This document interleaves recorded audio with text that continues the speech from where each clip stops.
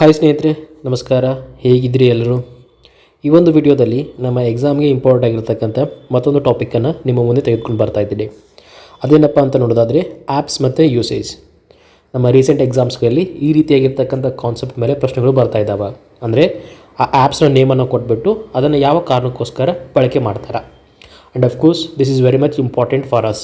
ಯಾಕಂತ ನೋಡ್ತಾ ಹೋದರೆ, ಸಪೋಸ್ ನೀವೇನಾದರೂ ಜಾಬ್ಗೆ ಸೆಲೆಕ್ಟ್ ಆದ್ರಪ್ಪ, ಅಂಥ ಸಮಯದಲ್ಲಿ ಸಮ್ಟೈಮ್ಸ್ ನಿಮಗೆ ಮೀಟಿಂಗ್ ಸೆಟಪ್ ಮಾಡೋದಿರ್ತದೆ ಮತ್ತೊಬ್ಬರ ಜೊತೆ ಮಾತಾಡಬೇಕಾದ್ರೆ. ಹಾಗಾದರೆ ಆ ಸಮಯದಲ್ಲಿ ಯಾವೆಲ್ಲ ಅಪ್ಲಿಕೇಶನ್ಗಳಿದ್ದಾವೆ, ಅದರ ಬಳಕೆ ಹೆಂಗೆ ಆಗ್ತದೆ, ಬೇಸಿಕ್ ಅಂಡರ್ಸ್ಟ್ಯಾಂಡಿಂಗ್ ಬೇಕಲ್ಲ ನಮಗೆ.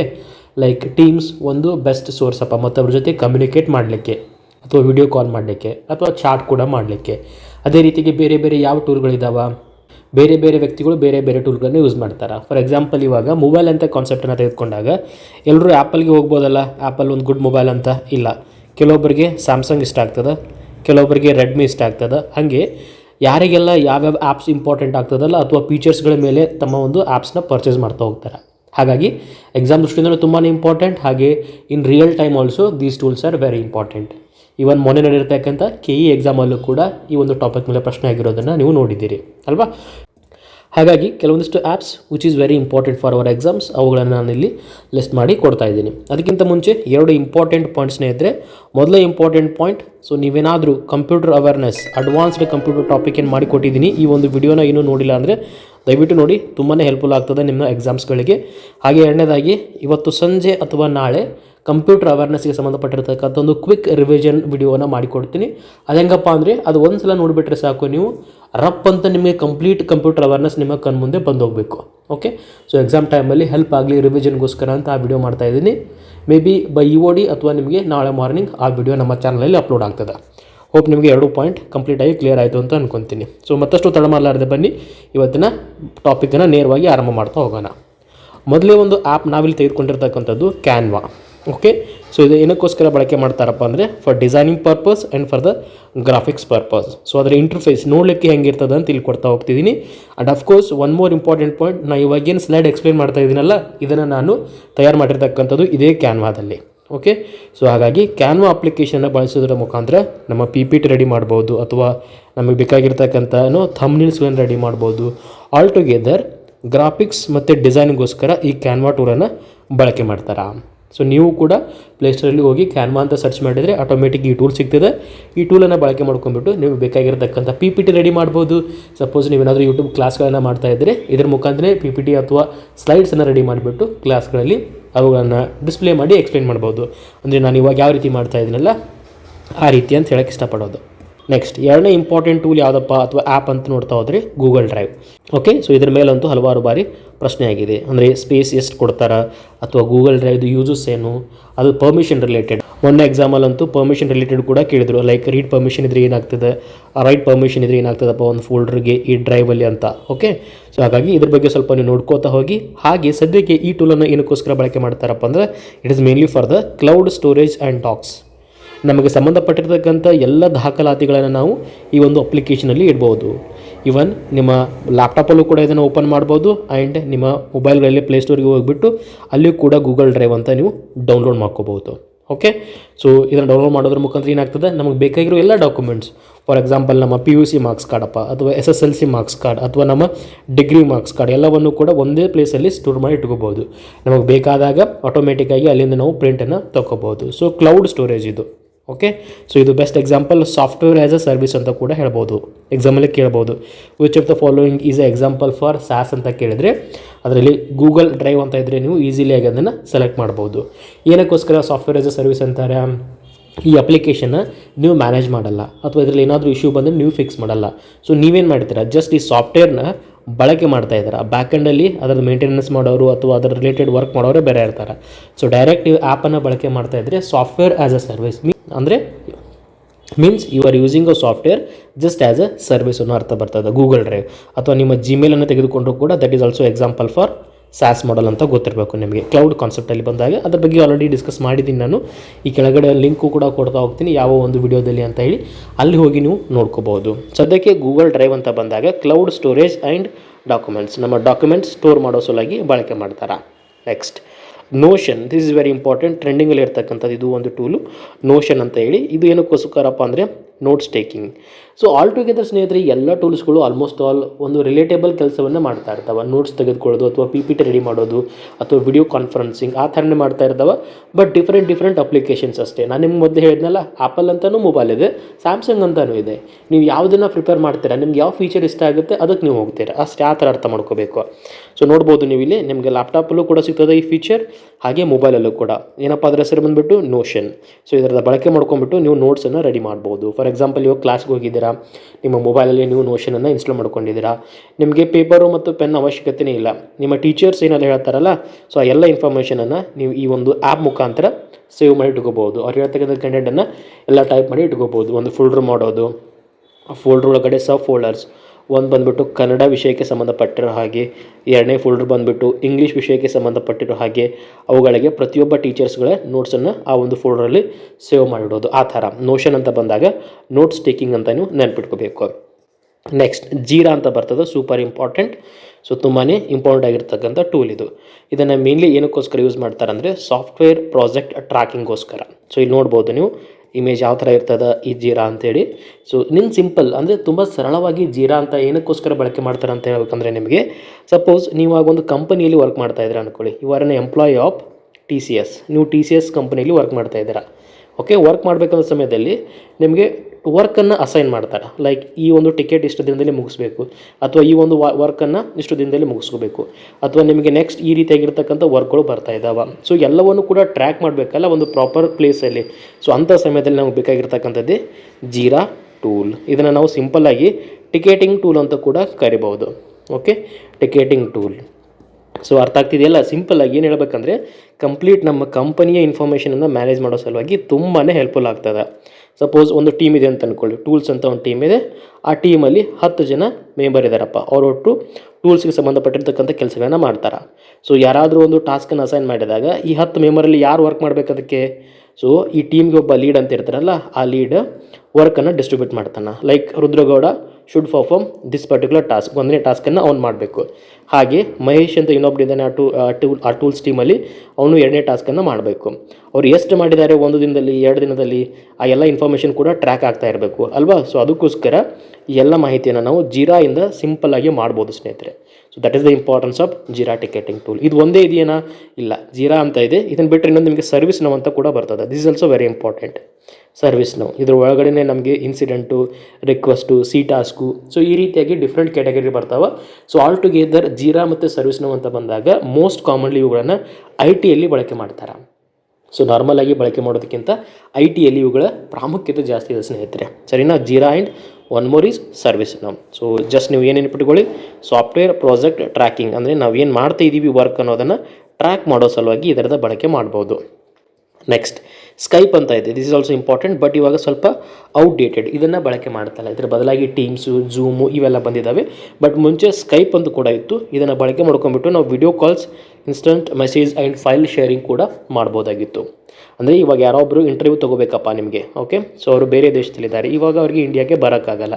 ಹಾಗಾದರೆ ಅವ್ರು ಇಂಟರ್ವ್ಯೂ ಮಾಡೋಕ್ಕೆ ಆಗಲ್ವಾ? ಎಸ್, ಮಾಡ್ಬೋದು. ಹೇಗೆ? ಸ್ಕೈಪ್ನ ಮುಖಾಂತರ ವಿಡಿಯೋ ಕಾಲನ್ನು ಮಾಡಿಬಿಟ್ಟು ನಾವು ಡಿಸ್ಕಷನನ್ನು ಮಾಡ್ಬೋದು ಅಲ್ವಾ. ಸೊ ಈ ರೀತಿಯಾಗಿರ್ತಕ್ಕಂಥ ಇಂಪಾರ್ಟೆನ್ಸ್ ಸ್ಕೈಪ್ಗಿದೆ.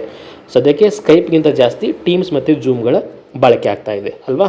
ನೆಕ್ಸ್ಟ್ ಮುಂದಿನ ಇಂಪಾರ್ಟೆಂಟ್ ಒಂದು ಅಪ್ಲಿಕೇಶನ್ ನಮಗೆ ಬರೋದು ಲಾಸ್ಟ್ ಪಾಸ್ ಅಂತ ಹೇಳಿ. ಸೊ ಅದ್ರದ್ದು ಲೋಗೋ ಕೂಡ ಕೊಡ್ತಾ ಹೋಗ್ತೀನಿ, ಲಾಸ್ಟ್ ಪಾಸ್. ಸೊ ಇದನ್ನು ಏನಕ್ಕೆ ಬಳಕೆ ಮಾಡ್ತಾರೆ ಅಂದರೆ ಪಾಸ್ವರ್ಡ್ ಸೆಕ್ಯೂರಿಟಿ ಸಲುವಾಗಿ.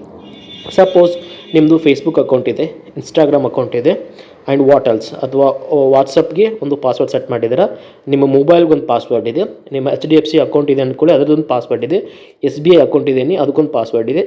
ಸೊ ಇವುಗಳೆಲ್ಲವಕ್ಕೂ ನೀವು ಡಿಫ್ರೆಂಟ್ ಪಾಸ್ವರ್ಡನ್ನು ಇಟ್ಕೊಂಡಿದ್ದೀರಾ. ಓಕೆ, ಸೇಮ್ ಇಲ್ಲ, ಎಲ್ಲದಕ್ಕೂ ಬೇರೆ ಬೇರೆ ಇದೆ. ಸೊ ಅವುಗಳನ್ನು ಮ್ಯಾನೇಜ್ ಮಾಡೋದು ಹೇಗೆ?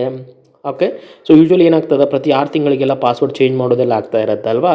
ಸೊ ಈ ರೀತಿ ಚೇಂಜ್ ಮಾಡಬೇಕಾದ್ರೆ ಎಲ್ಲವನ್ನು ನೆನಪಿಡೋಕ್ಕೆ ಸಾಧ್ಯ ಇಲ್ಲ. ನಾವೇನು ರೋಬೋಟು ಅಥವಾ ಕಂಪ್ಯೂಟರ್ ಅಲ್ಲವಲ್ಲ. ಸೊ ಹಾಗಾದರೆ ಇವುಗಳನ್ನು ಒಂದು ಪ್ರಾಪರಾಗಿರ್ತಕ್ಕಂಥ ಪ್ಲೇಸಲ್ಲಿ ಸ್ಟೋರ್ ಮಾಡಿಟ್ಟು ಯಾರಿಗೂ ಕಾಣಲಾರ್ದಾಗಿ ಇಟ್ಕೋಬೋದಲ್ಲ. ಎಸ್, ಆವಾಗ ಬರೋದು ನಮಗೆ ಲಾಸ್ಟ್ ಪಾಸ್. ಸೊ ನಮ್ಮ ಪಾಸ್ವರ್ಡ್ಗಳನ್ನು ಪ್ರಾಪರಾಗಿ ಈ ಒಂದು ಟೂಲಲ್ಲಿ ಸೇವ್ ಮಾಡಿ ಇಟ್ಕೋಬೋದು. ಓಕೆ, ಸೊ ಇವನ್ ನೀವು ಆ ಪಾಸ್ವರ್ಡನ್ನು ಅಪ್ಡೇಟ್ ಮಾಡಿದರೂ ಕೂಡ ಅದು ಮತ್ತೊಬ್ಬರಿಗೆ ಬೇರೆ ಯಾರಿಗೂ ಕಾಣಲ್ಲ. ಅಥವಾ ನೀವು ಯಾವುದಾದ್ರೂ ಒಂದು ಅಪ್ಲಿಕೇಶನ್ಗೆ ಲಾಗಿನ್ ಆಗಬೇಕಾದ ಸಮಯದಲ್ಲಿ ಅಲ್ಲೊಂದು ಲಿಸ್ಟ್ ಆಫ್ ಪಾಸ್ವರ್ಡ್ಸ್ ಇರ್ತಾವೆ ಅಥವಾ ಯೂಸರ್ ನೇಮ್ ಇರ್ತದೆ. ನಿಮ್ಗೆ ಯಾವ್ದು ಬೇಕು ಅದನ್ನು ಸೆಲೆಕ್ಟ್ ಮಾಡಿದರೆ ಸಾಕು, ಆಟೋಮೆಟಿಕ್ಕಾಗಿ ಪಾಸ್ವರ್ಡ್ ಎಂಟರ್ ಆಗಿಬಿಡ್ತದೆ. ನೀವು ಮ್ಯಾನ್ಯಲ್ ಆಗಿ ಎಂಟರ್ ಮಾಡೋ ಅವಶ್ಯಕತೆಯೇ ಇಲ್ಲ. ಸೊ ಈ ರೀತಿಯಾಗಿರ್ತಕ್ಕಂಥ ಅಡ್ವಾಂಟೇಜ್ಗಳನ್ನು ಈ ಲಾಸ್ಟ್ ಪಾಸಲ್ಲಿ ನೋಡ್ಬೋದು. ಪಾಸ್ ಈ ರೀತಿ ನೆನ್ಪಿಟ್ಕೊಳ್ಳಿ. ಸೊ ಪಾಸ್ವರ್ಡ್ ಅಂತ ಬಂದಾಗ last pass application is very important. Next drop box ಅಂತ ಬಂದಿದೆ, ಸೂಪರ್ ಇಂಪಾರ್ಟೆಂಟ್. ಇದ್ರದ್ದು ಬಳಕೆ ಕೂಡ ಜಾಸ್ತಿ ಇದೆ ಮಾರ್ಕೆಟಲ್ಲಿ. ಅದರ ಲೋಗೋವನ್ನು ಕೂಡ ಕೊಟ್ಟಿದ್ದೀನಿ, ನೋಡ್ಬೋದು ನೀವು ಇಲ್ಲಿ ಡ್ರಾಪ್ ಬಾಕ್ಸ್ದು. ಇದು ಪರ್ಟಿಕ್ಯುಲರ್ಲಿ ಫೈಲ್ ಶೇರಿಂಗೋಸ್ಕರ. ಯಾವುದಾದ್ರೂ ಒಂದು ಫೈಲ್ ಒಂದು ಟೀಮಿಂದ ಮತ್ತೊಂದು ಟೀಮಿಗೆ ಕಳಿಸ್ಬೇಕಾಗಿರ್ತದಪ್ಪ. ಸಪೋಸ್ ನೀವು ಒಂದು ಇನ್ಫಾರ್ಮೇಷನನ್ನು ಮಾಡಿದ್ದೀರಾ ಅಥವಾ ಒಂದು ಕಂಪ್ಲೀಟ್ ಫೈಲನ್ನು ರೆಡಿ ಮಾಡಿದ್ದೀರಾ, ಅದು ಬಂದುಬಿಟ್ಟು 3 GB ಇದೆ. ಓಕೆ, ಸೊ ಅದನ್ನು ಹೆಂಗೆ ಶೇರ್ ಮಾಡಬೇಕಪ್ಪ as a secured manner. Okay, secured ಮ್ಯಾನರಲ್ಲಿ ಹೆಂಗೆ ಶೇರ್ ಮಾಡಬೇಕು, ಯಾಕಂದರೆ ಮಿಡಲಲ್ಲಿ ನಮಗೆ ಹ್ಯಾಕರ್ ಎಲ್ಲ ಬರುವ ಚಾನ್ಸಸ್ ಇರ್ತದೆ. ಸೊ ಹ್ಯಾಕರ್ಗಳಿಂದ ತಪ್ಪಿಸಿ ಪ್ರಾಪರಾಗಿ ಯಾವುದೇ ರೀತಿಯಾಗಿರ್ತಕ್ಕಂಥ ತೊಂದರೆ ಆಗಲಾರ್ದೆ ಒಬ್ಬ ವ್ಯಕ್ತಿಯ ಲ್ಯಾಪ್ಟಾಪಿಂದ ಇನ್ನೊಬ್ಬ ವ್ಯಕ್ತಿಯ ಲ್ಯಾಪ್ಟಾಪ್ಗೆ ಶೇರ್ ಮಾಡೋದು ಹೆಂಗಪ್ಪ ಅಂದರೆ by using the Dropbox. So ಸಿಂಪಲ್ಲಾಗಿ ಫೈಲ್ ಶೇರ್ ಅಂತ ನೀವು ನೆನ್ಪಿಟ್ಕೋಬೋದು. Next Miro, super important. Miro ಅಥವಾ ನಿಮ್ಗೆ ಇನ್ನೊಂದು ಬರ್ತದೆ draw.io ಅಂತ ಹೇಳಿ, ಅದು ಒಂದು ಟೂಲ್ ಬರ್ತದೆ. ಸೊ ಎರಡೂ ಮಾಡೋದು ಒಂದೇ ಕೆಲಸ. ಏನಪ್ಪ ಇದು, ಇಲ್ಲಿ ನೋಡ್ಬೋದು ನೀವು ಆನ್ಲೈನ್ ವೈಟ್ ಬೋರ್ಡ್. ಸೊ ಈ ಒಂದು ಅಪ್ಲಿಕೇಶನನ್ನು ನಿಮ್ಮ ಮೊಬೈಲ್ಗಳಲ್ಲಿ ಅಥವಾ ಲ್ಯಾಪ್ಟಾಪಲ್ಲಿ ನೀವು ಇನ್ಸ್ಟಾಲ್ ಮಾಡ್ಕೊಂಡ್ರೆ ಒಂದು ರೀತಿ ವೈಟ್ ಬೋರ್ಡ್ ಸಿಕ್ಕಂಗೆ ಆಗ್ತದೆ. ಅದ್ರ ಮೇಲೆ ನೀವು ಕಂಪ್ಲೀಟಾಗಿ ಎಕ್ಸ್ಪ್ಲೇನ್ ಮಾಡ್ಬೋದು. ಸಪೋಸ್ ನೀವೇನಾದರೂ ಒಬ್ಬ ಟೀಚರ್ ಆಗಿದ್ರೆ ಅಂದರೆ ಸೊ ಈ ರೀತಿಯಾಗಿ ಬಾಕ್ಸ್ಗಳನ್ನ ಮಾಡಿಬಿಟ್ಟು ಕಾನ್ಸೆಪ್ಟ್ ಎಕ್ಸ್ಪ್ಲೇನ್ ಮಾಡ್ಬೋದು. ಫಾರ್ ಎಕ್ಸಾಂಪಲ್ ಇದು ಆರ್ಟಿಕಲ್ಸ್ ರಿಲೇಟೆಡ್ ಅಂತ ಅಂದ್ಕೊಳ್ಳಿ, ಆಮೇಲೆ ಇದು ಬಂದುಬಿಟ್ಟು ಅಬ್ಜೆಕ್ಟಿವ್ಸ್ ರಿಲೇಟೆಡ್, ಹಾಗೆ ಇದು ಬಂದುಬಿಟ್ಟು ಟೆನ್ಸ್ ರಿಲೇಟೆಡ್. ಅದರ ಮಾಹಿತಿಯನ್ನು ಇಲ್ಲಿ ನೀವು ಎಕ್ಸ್ಪ್ಲೇನ್ ಮಾಡ್ಬೋದು. ಆರ್ಟಿಕಲ್ಸ್ ಅಂದರೆ ಯಾವ ಟೈಪ್ಸ್ ಇದಾವೆ, ಅದಕ್ಕೆ ಎಕ್ಸಾಂಪಲ್ಸ್ಗಳು, ಅಥವಾ ಏನಾದರೂ ಹೈಲೈಟ್ ಮಾಡಬೇಕಾಗಿತ್ತು ಅಂದರೆ ಈ ಒಂದು ಪರ್ಟಿಕ್ಯುಲರ್ ಸಿಂಬಾಲ್ ಅಥವಾ ಅದ್ರ ಮೇಲೆ ಕ್ಲಿಕ್ ಮಾಡಿಬಿಟ್ರೆ ನೀವು ಹೈಲೈಟ್ ಮಾಡ್ಬೋದು, ಅಂದರೆ ಬರಿಬೋದು ಅಥವಾ ರೀಡೂ ಕೂಡ ಮಾಡ್ಬೋದು. ಬರೆದಿರ್ತಕ್ಕಂಥದ್ದನ್ನು ಹಿಂದ್ಗಡೆ ಬರೋದು ಅಥವಾ ಮುಂದ್ಗಡೆ ಹೋಗಲಿಕ್ಕೆ ಈ ಒಂದು ಪರ್ಟಿಕ್ಯುಲರ್ ಆಪ್ಷನ್ನ ಬಳಕೆ ಮಾಡ್ಬೋದು. ಅಥವಾ ನೀವು ಟೆಕ್ಸ್ಟಲ್ಲಿ ಟೈಪ್ ಮಾಡಬೇಕಾಗಿತ್ತು ಅಂದರೆ ಇದನ್ನು ಕ್ಲಿಕ್ ಮಾಡೋದು. ಕಾಪಿ ಮಾಡಬೇಕಾಗಿತ್ತು ಅಂದರೆ ಇದನ್ನು, ಅಂದರೆ ಈ ಪರ್ಟಿಕ್ಯುಲರ್ ಶೇರ್ ಇನ್ಸೈಟ್ಸ್ ಅಂತ ಏನಿದೆಯಲ್ಲ ಇದನ್ನು ಕಾಪಿ ಮಾಡಬೇಕಪ್ಪ ನೀವು, ಮತ್ತೊಂದು ಕ್ರಿಯೇಟ್ ಮಾಡಬೇಕು ಈ ರೀತಿಯಾಗಿ ಅಂದಾಗ ಈ ಒಂದು ಆಪ್ಷನ್ನ ಕ್ಲಿಕ್ ಮಾಡ್ಬೋದು. ಸೊ ಆಲ್ ಟುಗೆದರ್ ಮಿರೋ ಅಂತ ಬಂದರೆ ಸೊ ಜಸ್ಟ್ ಲೈಕ್ ನಮ್ಮ ಕಪ್ಪು ಹಲಗೆ ಏನಂತೀವಲ್ಲ ನಾವು ವೈಟ್ ಬೋರ್ಡ್ ಅಂತ ಏನು ಬಳಕೆ ಮಾಡ್ತೀವಲ್ಲ ನಮ್ಮ ಸ್ಕೂಲ್ಗಳಲ್ಲಿ, ಸೊ ಆ ರೀತಿಯಾಗಿರ್ತಕ್ಕಂಥದ್ದು. ಬಟ್ ಇದು ಇನ್ ಅ ಡಿಜಿಟಲ್ ಮ್ಯಾನರ್, ಅಷ್ಟೇ ಡಿಫ್ರೆನ್ಸ್. ಅರ್ಥ ಆಗ್ತಿದೆಯಲ್ಲ. So altogether online whiteboarding ಪರ್ಪಸ್ಗೋಸ್ಕರ ಈ ಮಿರೋ ಅನ್ನೋ ಆ್ಯಪನ್ನು ಯೂಸ್ ಮಾಡ್ತಾರೆ, ಅಥವಾ ಮೈರೋವನ್ನು. ಇದನ್ನು ಬಿಟ್ಟರೆ ಇನ್ನೊಂದು ಬರ್ತದೆ draw.io ಅಂತ ಹೇಳಿ, ಅದನ್ನು ಕೂಡ ನಾವು ಆನ್ಲೈನ್ ಬೋರ್ಡಾಗಿ ಯೂಸ್ ಮಾಡ್ಬೋದು. ನೆಕ್ಸ್ಟ್ ಒನ್ ನೋಟ್, ಇದು ಕೂಡ ಒಂದು ರೀತಿಯ ನೋಟ್ಸ್ ಟೇಕಿಂಗ್ಗೋಸ್ಕರನೇ, ಡಿಜಿಟಲ್ ನೋಟ್ಸ್ ಟೇಕಿಂಗ್. ನೋಡ್ಬೋದು ನೀವು, ನಿಮಗೆ ಸ್ಕ್ರೀನನ್ನು ದೊಡ್ಡ ಮಾಡಿ ಕೂಡ ತೋರಿಸ್ತೀನಿ. ಸೊ ಈ ರೀತಿಯಾಗಿ ಓಕೆ, ಸೊ ಪ್ರಾಪರಾಗಿ ಫೋಲ್ಡರ್ಸ್ಗಳನ್ನು ಮಾಡ್ಬೋದು. ಆ ಫೋಲ್ಡರ್ಸ್ಗೆ ಸಂಬಂಧಪಟ್ಟಿರ್ತಕ್ಕಂಥ ಮಾಹಿತಿಯನ್ನು ಕೊಟ್ಕೋಬೋದು. ಅದರ ರಿಲೇಟೆಡ್ ಇಮೇಜ್, ಅದರ ರಿಲೇಟೆಡ್ ಡೇಟಾ ಏನು ಬೇಕು ಎಲ್ಲವನ್ನು ಕೂಡ ನಾವು ಅದರಲ್ಲಿ ಎಂಟರ್ ಮಾಡ್ತಾ ಹೋಗ್ಬೋದು. ಆಲ್ ಟುಗೆದರ್ ಒನ್ ನೋಟ್ ಅಂದರೂ ಕೂಡ ಇದು ಒಂದು ಡಿಜಿಟಲ್ ನೋಟ್ಸ್ ಟೇಕಿಂಗ್ ಆ್ಯಪ್ ಅಂತಲೇ ಅರ್ಥ ಆಗುತ್ತೆ. ಸರಿನಾ? ಅದನ್ನು ಹೇಳ್ತಾ ಇರೋದು. ಹಲವಾರು ಆ್ಯಪ್ಸ್ಗಳಿದ್ದಾವೆ, ಬಟ್ ನಾವು ಏನಕ್ಕೋಸ್ಕರ ಯಾವ ಆ್ಯಪ್ ಯೂಸ್ ಮಾಡ್ತೀವಿ ಅದು ನಮ್ಮ ಇಂಟ್ರೆಸ್ಟ್ ಮೇಲೆ ಹೋಗುತ್ತೆ ಅಷ್ಟೇ. ಸೊ ನೋಡಿ, ಮತ್ತೆ ಇವಾಗ ಝೂಮ್, ಇವನ್ ಮೊನ್ನೆ ಎಕ್ಸಾಮಲ್ಲಿ ಇದನ್ನೇ ಕೇಳಿದರು. ಝೂಮ್ ಮೇನ್ ಏನಕ್ಕೋಸ್ಕರ ಬಳಕೆ ಮಾಡ್ತಾರಪ್ಪ, ವಿಡಿಯೋ ಕಾನ್ಫರೆನ್ಸಿಗೋಸ್ಕರ ಬಳಕೆ ಮಾಡ್ತಾರೆ. ಟೀಮ್ಸ್ ಏನಕ್ಕೋಸ್ಕರ ಬಳಕೆ ಮಾಡ್ತಾರೆ, ಎಸ್ ಅದರಲ್ಲೂ ಕೂಡ ನೀವು ವಿಡಿಯೋ ಕಾನ್ಫರೆನ್ಸಿಂಗನ್ನು ಮಾಡ್ಬೋದು. ಬಟ್ ಯಾವುದು ಯೂಸ್ ಮಾಡ್ತೀರಾ that is up to you. ಅಲ್ಲಿ ಲೈಸೆನ್ಸಿಂಗ್ ಇನ್ವಾಲ್ವ್ ಆಗಿರ್ತದೆ, ಕಾಸ್ಟ್ ಮ್ಯಾಟ್ರ್ ಆಗ್ತದೆ, ರೈಟ್? ಸೊ ನಿಮ್ಗೆ ಯಾವ್ದು ಸೂಟೇಬಲ್ ಆಗುತ್ತಲ್ಲ ಅದನ್ನು ನೀವು ಪರ್ಚೇಸ್ ಮಾಡ್ಬೋದು ಅಷ್ಟೇ ಸ್ನೇಹಿತರೆ. ಸೊ ಅದರದ್ದು ಲೋಗೋನು ಕೂಡ ಕೊಡ್ತಾ ಇದ್ದೀನಿ, ನೋಡ್ಬೋದು ಇಲ್ಲಿ ಝೂಮ್ ಅಂತ ಹೇಳಿ. ಏನಕ್ಕೋಸ್ಕರಪ್ಪ ಇದು, digital video conferencing and meetings and notes taking. Okay, suppose for example ಇವಾಗ ನೀವು ಬಾಗಲಕೋಟೆಯಲ್ಲಿ ಇದ್ದೀರಾ. ಓಕೆ, ನಿಮ್ಮ ಪ್ರಾಜೆಕ್ಟ್ ಮ್ಯಾನೇಜರು ಅಥವಾ ನಿಮ್ಮ ಸೀನಿಯರ್ ನಿಮ್ಮ ಜೊತೆ ಯಾರು ವರ್ಕ್ ಮಾಡ್ತಾ ಇರ್ತಾರಲ್ಲ ಅವರು ಬೆಂಗಳೂರಲ್ಲಿ ಇದ್ದಾರೆ ಅಂದ್ಕೊಳ್ಳಿ. ಬೆಂಗಳೂರು ಬೇಡಪ್ಪ, ಅವ್ರು ಮಲೇಷಿಯಾದಲ್ಲಿದ್ದಾರೆ. ಸೊ ಅವ್ರ ಜೊತೆ ನೀವು ಕನೆಕ್ಟ್ ಆಗಿಬಿಟ್ಟು ನೀವು ಮಾಡಿರ್ತಕ್ಕಂಥ ಪ್ರಾಜೆಕ್ಟನ್ನು ಎಕ್ಸ್ಪ್ಲೇನ್ ಮಾಡಬೇಕು. ಹೆಂಗೆ ಕನೆಕ್ಟ್ ಆಗ್ಬೋದು, by using the zoom app. ಅವರು ಝೂಮ್ ಇನ್ಸ್ಟಾಲ್ ಮಾಡ್ಕೋಬೇಕು ತಮ್ಮ ಲ್ಯಾಪ್ಟಾಪಲ್ಲಿ, ನೀವು ಝೂಮ್ ಆ್ಯಪನ್ನು ಇನ್ಸ್ಟಾಲ್ ಮಾಡ್ಕೋಬೇಕು. ಅಲ್ಲಿ ಮೀಟಿಂಗ್ ಕ್ರಿಯೇಷನ್ ಅಂತ ಇರ್ತದೆ. ಆ ಮೀಟಿಂಗ್ ಕ್ರಿಯೇಷನ್ ಮೇಲೆ ಕ್ಲಿಕ್ ಮಾಡಿದರೆ ಒಂದು ಆಟೋಮೆಟಿಕ್ ಲಿಂಕ್ ಜನ್ರೇಟ್ ಆಗ್ತದೆ. ಆ ಲಿಂಕನ್ನು ನೀವು ಈ ವ್ಯಕ್ತಿಗೆ ಶೇರ್ ಮಾಡಿದರೆ ಸಾಕು, ಅವ್ರು ಕ್ಲಿಕ್ ಮಾಡಿದಾಗ ಬಂದು ಇಲ್ಲಿ ಜಾಯ್ನ್ ಆಗ್ತಾರೆ. ಅಥವಾ ಮೀಟಿಂಗ್ ಇನ್ವೈಟ್ ಕ್ರಿಯೇಷನ್ ಮಾಡುವಾಗ ನೀವು ಇವರ ಇಲ್ಲೇನು ಮಲೇಷ್ಯಾದಾಗಿದ್ದಾರಲ್ಲ ಇವ್ರ ಇಮೇಲ್ ID ಇನ್ಫಾರ್ಮೇಷನನ್ನು ಅಲ್ಲಿ ಕೊಟ್ಬಿಟ್ರೆ ಸಾಕು, ಸಬ್ಮಿಟ್ ಮೀಟಿಂಗ್ ಅಂತ ಕ್ರಿಯೇಟ್ ಮಾಡಿದರೆ ಆಟೋಮೆಟಿಕ್ಕಾಗಿ ಅವ್ರಿಗೆ ಇಮೇಲ್ ಹೋಗ್ತದೆ. ಈ ಒಂದು ಟೈಮಲ್ಲಿ ಈ ಮೀಟಿಂಗ್ ಕ್ರಿಯೇಟ್ ಮಾಡಿದ್ದಾರೆ, ಇವರೆಲ್ಲ ಅಟೆಂಡೀಸಲ್ಲಿದ್ದಾರೆ, ಏನು ಡಿಸ್ಕಸ್ ಮಾಡ್ತಾ ಇದ್ದೀವಿ ಎಲ್ಲ ಮಾಹಿತಿಯನ್ನು ನೀವು ಅಲ್ಲಿ ಮೀಟಿಂಗ್ ಇನ್ವೈಟಲ್ಲಿ ಕೊಡ್ಬೋದು. ಅರ್ಥ ಆಗ್ತಿದೆಯಲ್ಲ? ಇದು ಬಂದುಬಿಟ್ಟು ಝೂಮ್. ಸೊ ಇದರ ನಂತರ ಬರ್ತದೆ ಆಸಾನಾ ಅಂತ ಹೇಳಿಬಿಟ್ಟು. ಸೊ ಅದರ ಲೋಗೋ ಇಲ್ಲಿ ನೋಡ್ಬೋದು. ಇದು organise, track, manage and their work. So again it is also same thing. ನಮ್ಮ ವರ್ಕನ್ನು ಟ್ರ್ಯಾಕ್ ಮಾಡೋ ಸಲುವಾಗಿ ಈ ಒಂದು ಟೂಲನ್ನು ನಾವು ಬಳಕೆ ಮಾಡ್ತೀವಿ ಸ್ನೇಹಿತರೆ. ನೆಕ್ಸ್ಟ್ ಕ್ಲಿಕಪ್ ಅಂತದ. ClickUp what is the importance, all in one task management and time blocking. Okay, so almost same. Asana ಬಂದರೂ ನಮ್ಮ ವರ್ಕ್ ಮ್ಯಾನೇಜ್ ಮಾಡೋ ಸಲುವಾಗಿಯೇ. ಓಕೆ, ಕ್ಲಿಕಪ್ ಅಂತ ಬಂದಾಗ ಕೂಡ ಇದು ಕೂಡ ನಮ್ಮ ಟಾಸ್ಕ್ ಅಥವಾ ನಮ್ಮ ವರ್ಕನ್ನು ಮ್ಯಾನೇಜ್ ಮಾಡೋ ಸಲುವಾಗಿಯೇ. ನೆಕ್ಸ್ಟ್ ಟಾಗಲ್ ಟ್ರ್ಯಾಕ್ ಅಂತ ಬರ್ತದೆ. ಸೊ ಇದು ವೆರಿ ಇಂಪಾರ್ಟೆಂಟ್. ಟಾಗಲ್ ಟ್ರ್ಯಾಕ್ ಅಂತ ಬಂದಾಗ ಸಿಂಪಲ್ ಟೈಮ್ ಟ್ರ್ಯಾಕಿಂಗ್. ಸಪೋಸ್ ನೀವು ಈ ಒಂದು ಟಾಗಲ್ ಟ್ರ್ಯಾಕ್ ಅಪ್ಲಿಕೇಶನನ್ನು ನಿಮ್ಮ ಮೊಬೈಲಲ್ಲಿ ಇನ್ಸ್ಟಾಲ್ ಮಾಡ್ಕೊಂಡ್ರಪ್ಪ. ಓಕೆ, ಸೊ ನೀವು UPSCಗೆ ಪ್ರಿಪೇರ್ ಆಗ್ತಾ ಇದ್ದೀರಾ, ಯಾವುದೋ ಒಂದು ಪ್ರಶ್ನೆ ತೆಗೆದುಕೊಂಡ್ರಿ. ಸೊ ಈ ಟಾಗಲ್ ಟ್ರ್ಯಾಕನ್ನು ಬಳಕೆ ಮಾಡ್ಕೊಂಡ್ಬಿಟ್ಟು ಟೈಮರನ್ನು ಆನ್ ಮಾಡಬೇಕು. ನೀವು ಟೈಮರನ್ನು ಆನ್ ಮಾಡಿ ಆನ್ಸರನ್ನು ಬರೆಯೋಕ್ಕೆ ಸ್ಟಾರ್ಟ್ ಮಾಡಬೇಕು. ಓಕೆ, ಸೊ 10 ನಿಮಿಷ ಅಂತ ಕೊಟ್ಬಿಟ್ಟು ಈ ಆನ್ಸರನ್ನು ಬರಿತಾ ಹೋದರೆ ಸೊ ನಿಮಗೆ ಪ್ರಾಪರಾಗಿ ಆ ಮಾಹಿತಿ ಟ್ರ್ಯಾಕ್ ಮಾಡ್ಬೋದು. ಎಷ್ಟು ನಿಮಿಷದಲ್ಲಿ ಅದನ್ನು ಫಿನಿಷ್ ಮಾಡ್ತಾ ಇದ್ದೇನೆ, ಏನಾಗ್ತಾ ಇದೆ ಸದ್ಯ ಸಿಚುವೇಷನ್ನು. ಸೊ ಈ ರೀತಿಯಾಗಿ ಸಿಂಪಲ್ ಟೈಮ್ ಟ್ರ್ಯಾಕಿಂಗ್ ಅಂತ ಹೇಳ್ಬೋದು. ಇಲ್ಲಿ ವಾಚ್ ಕೂಡ ಕೊಟ್ಟಿದ್ದೀನಿ ನೋಡಿ ನಿಮಗೆ ಇಮೇಜಲ್ಲಿ. So for better understanding.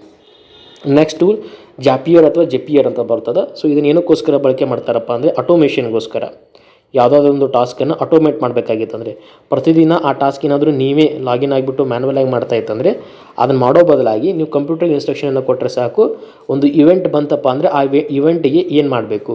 Suppose ನಿಮಗೆ ಈ ಒಂದು ಪರ್ಟಿಕ್ಯುಲರ್ ಇಮೇಲ್ ಬಂತಂದರೆ ಆಟೋಮೆಟಿಕ್ಕಾಗಿ ಆ ಇಮೇಲಲ್ಲಿರ್ತಕ್ಕಂಥ ಮಾಹಿತಿಯನ್ನು ನೀವು ಮತ್ತೊಬ್ಬರಿಗೆ ಶೇರ್ ಮಾಡೋದಾಗಿರ್ಬೋದು, ಅಥವಾ ಏನಾದರೂ ಒಂದು ಟಾಸ್ಕನ್ನು ನಿಮ್ಮ ಕಂಪ್ಯೂಟ್ರಲ್ಲಿ ಟ್ರಿಗರ್ ಮಾಡೋದಾಗಿರ್ಬೋದು, ಆ ರೀತಿಯಾಗಿ. ಸೊ ಈ ಇವೆಂಟ್ ಬಂದರೆ ನೀನು ಈ ಕೆಲಸವನ್ನು ಮಾಡು. ಸೊ ಇದನ್ನು ನಾವು ಆಟೋಮೇಷನ್ ಅಂತ ಕರಿತೀವಿ. ಅದಕ್ಕೆ ಬೆಸ್ಟ್ ಎಕ್ಸಾಂಪಲ್ ಅಥವಾ ಒಂದು ಬೆಸ್ಟ್ ಟೂಲ್ ಯಾವುದಪ್ಪ ಅಂದರೆ ಜಾಪಿಯರ್. ಸೊ ಇಲ್ಲಿ ಕೊಡ್ತಾ ಇದ್ದೀನಿ ಒಂದು ಎಕ್ಸಾಂಪಲ್ಲು. ಇಮೇಲ್ ಬಂದರೆ ಟಾಸ್ಕನ್ನು ಟ್ರಿಗರ್ ಮಾಡಬೇಕು. ನೋಡಿ, triggers new email in the Gmail with a work action create a task in the Trello. So ನಿಮ್ಮ ಇಮೇಲಲ್ಲಿ ವರ್ಕ್ ಅಂತ ಸಪೋಸ್ ಇಮೇಲ್ ಬಂತಂದರೆ ನೀವು ಸಡನ್ನಾಗಿ ಟ್ರೆಲ್ಲೋದಲ್ಲಿ ಒಂದು ಆ್ಯಕ್ಷನನ್ನು ಕ್ರಿಯೇಟ್ ಮಾಡಬೇಕು ಅಂತ. ಸೊ ಆಲ್ ಟುಗೆದರ್ ಏನು ಹೇಳಬೇಕಪ್ಪ ಅಂದರೆ ನಿಮಗೆ ಜಾಪಿಯರ್ ಅಂದರೆ it is mainly for automation. ನಮ್ಮ ಕೆಲಸವನ್ನು ಸ್ವಲ್ಪ ಸ್ಪೀಡ್ ಮಾಡೋ ಸಲುವಾಗಿ ಇದನ್ನು ಬಳಕೆ ಮಾಡ್ತಾರೆ. ಅಷ್ಟು ನೀವು ಅರ್ಥ ಮಾಡ್ಕೊಂಡ್ರೆ ಸಾಕು. ಇವುಗಳನ್ನು ಹೊರತುಪಡಿಸಿ ಮತ್ತೆ ಯಾವ್ಯಾವ ಇದಾವೆ ಅಂದರೆ ಕ್ಯಾಲೆಂಡ್ಲಿ ಅಂತ ಇದೆ, ಇದು ಕೂಡ ಮೀಟಿಂಗ್ ಸ್ಕೆಡ್ಯೂಲ್ಗೋಸ್ಕರ ಬಳಕೆ ಮಾಡ್ತಾರೆ. ಲೂಮ್ ಅಂತ ಇದೆ, ಇದು ವಿಡಿಯೋ ಮೆಸೇಜಿಂಗ್ಗೆ. otter.ai ಅಂತ ಇದೆ, ಇದು ವಾಯ್ಸ್ ಟ್ರಾನ್ಸ್ಕ್ರಿಪ್ಷನ್ಗೆ. ಗ್ರಾಮರ್ಲಿ ಅಂತ ಇದೆ, ಇದು ರೈಟಿಂಗ್ ಅಸಿಸ್ಟೆಂಟ್ಗೆ. ಓಕೆ, ಇದನ್ನು ಎಕ್ಸಾಮಲ್ಲಿ ಕೇಳಿದ್ದಾರೆ. ಅಂದರೆ ಸೊ ನೀವು ಯಾವಾಗಾದರೂ ಒಂದು ಇಮೇಲ್ ಬರೀತಾ ಇದ್ರಪ್ಪ ಯಾರಿಗೂ, ಸೊ ಅದರಲ್ಲಿ ಕೆಲವೊಂದಿಷ್ಟು ಗ್ರಾಮರ್ಗಳ ಮಿಸ್ಟೇಕ್ ಆಗ್ಬೋದಲ್ಲ, ಸಹಜ ಅಲ್ಲ.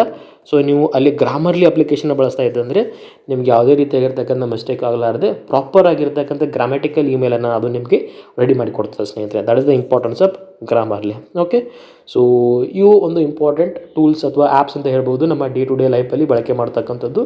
ನಾನು ಮೊದಲನೇದಾಗಿ ಇವುಗಳ ಇಂಪಾರ್ಟೆನ್ಸ್ ತುಂಬಾ ಇದೆ. ಸೊ ನೀವು ಒಂದ್ಸಲ ಜಾಬ್ಗೆಲ್ಲ ಜಾಯ್ನ್ ಆದಾಗ, ಮೀಟಿಂಗ್ ಕ್ರಿಯೇಟ್ ಮಾಡಬೇಕಂದಾಗ ಅಥವಾ ಇಮೇಲ್ ಬರಿಬೇಕಂದಾಗ, ಇವಾಗ ಇದು ಇಂಪಾರ್ಟೆಂಟ್ ಅಲ್ಲ. ಗ್ರಾಮರ್ಲಿ ನಿಮಗೆ ಇಮೇಲ್ ಕಳಿಸೋದು ಬರ್ತದಪ್ಪ ಒಮ್ಮೆ ಸಿಚುವೇಶನ್, ಆವಾಗ ನಿಮ್ದು there are chances you may do some writing mistakes, ಅಂದರೆ ಸ್ಪೆಲ್ಲಿಂಗ್ ಮಿಸ್ಟೇಕ್ ಆಗಿರ್ಬೋದು ಅಥವಾ ಗ್ರಾಮರ್ ತಪ್ಪಾಗಿರ್ಬೋದು. ಈ ಅಪ್ಲಿಕೇಶನ್ ಇದ್ದರೆ ಸಿಂಪಲ್ಲಾಗಿ ಮಾಡ್ಬೋದಲ್ಲ.